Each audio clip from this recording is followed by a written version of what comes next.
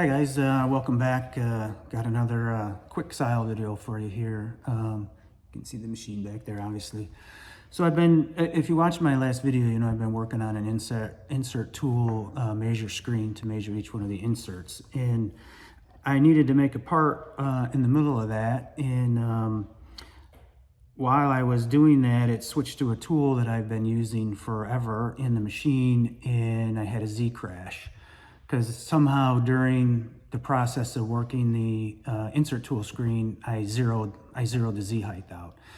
And you can see here's the part's ruined, tool obviously is broke, the collet was ruined, and fortunately, I know it looks really bad, but it wasn't a full rapid into the part. Obviously I'd stepped away and then I heard it and come over and tried to get the heat stop as fast as I could, and it, ground into the part.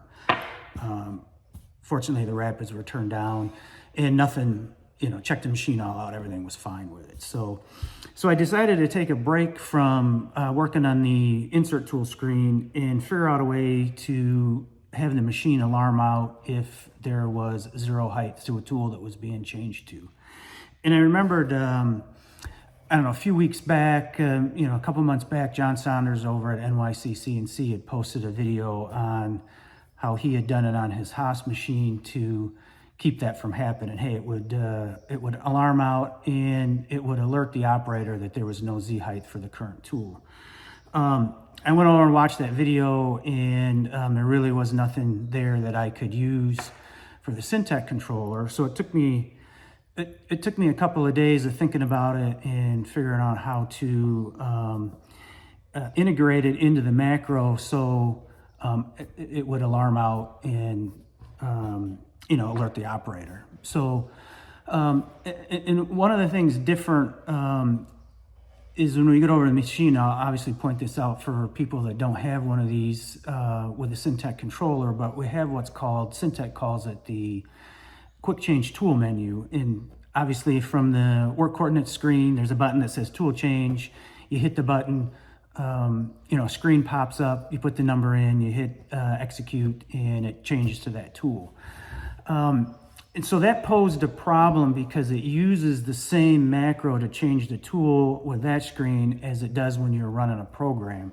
So I had to come up with a way to let the machine know whether you're using the quick change tool method or using, a program is running.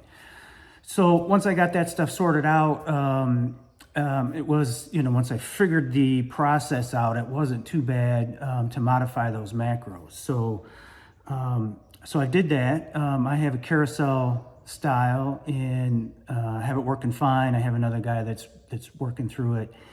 And I've also got a guy with an ARM tool changer that's running it, and then another guy that's getting ready to start running it. And those use a separate macro.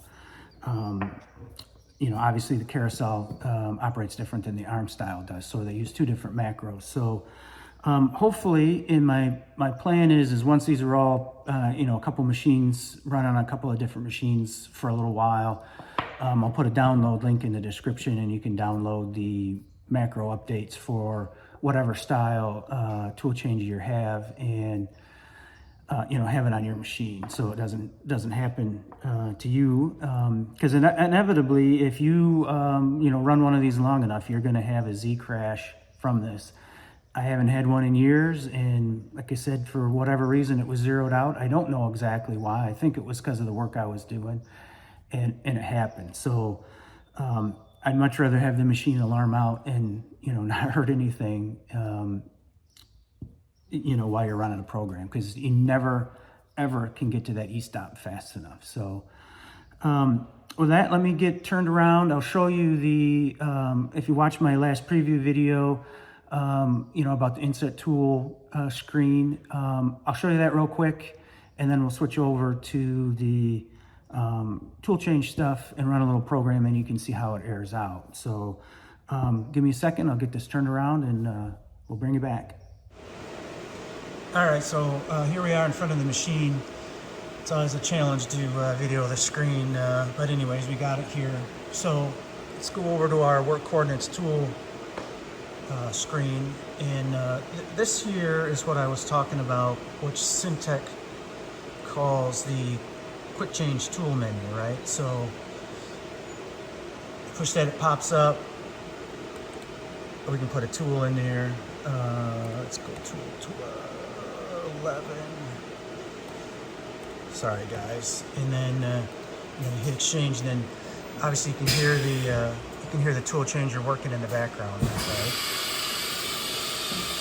So like I was saying before, that uses the same macro to change the tool as when you're running a program. So it posed a little bit of a challenge to sort that out, so the machine so it would alarm only when it was running a program. So all right, let's switch over to the monitor screen, and you can see here on the right side, tool 12 does not have a height in it, and we're going to switch from tool 1, which does have a height set, so it should not give you an alarm. But when it switches and it fully loads tool 12, then it should alarm out. So let's see here, let me get the door closed. Auto, doors closed, cycle start. You can hear the tool changer. It's putting tool 11 back, and grab tool 1. And then immediately change to tool 12, which then should set the macro alarm.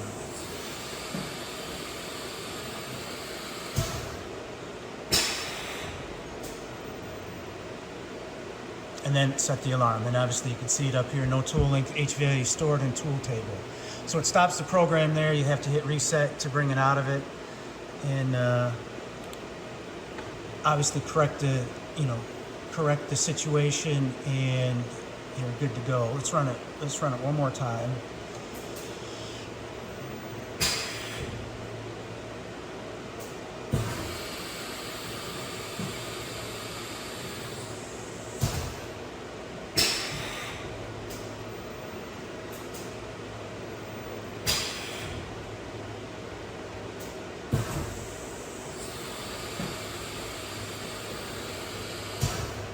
And now tool 12,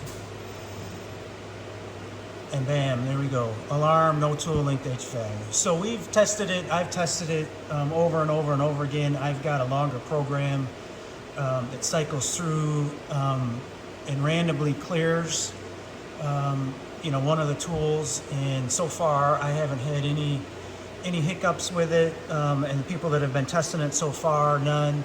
However, we're just getting into the hands with the guys with the ARM style tool changer, so we'll see. That macro is slightly different, and we'll see where that goes. So that's it. Let me switch over. I said I'd let you guys show you the tool setter. So here's the tool setter screen, and then this is the insert measure cutting tool screen that is pretty much 100% done. 99.9. I got a couple of things I've got to clean up that are behind the scenes that don't really affect the function of it. So, but if you watched my last video, I showed it running, so take a look at that if you're interested.